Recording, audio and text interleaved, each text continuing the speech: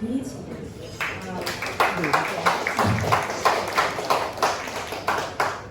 কারণ আমি একটু আগে যেটা বলেছিলাম যে এই পুরো সিনেমাটা আসলে আমাদের নির্মাতার কল্পনা। আমি কোথায় যেন উজ্জ্বল ভাইয়ের একটা ইন্টারভিউ দেখছিলাম যে আপনার সকল সৃষ্টিগুলো আপনার স্বপ্নে আসে না, দুঃস্বপ্নে যেন আসে, দুঃস্বপ্নে আসে। তো ওনার কল্পনাই উনি বাস্তবায়ন করছিলেন এবং উনি সবসময় এত মানে আমার কাছে মনে হয় যে উনি যেটা দেখে ফেলেন ওনার কল্পনাতে উনি এত হুবহু সেটা চান এবং সেটা অ্যাচিভ করার জন্য আই থিঙ্ক সময়ের যে ব্যাপারটা এটাও আরেকটা কারণ।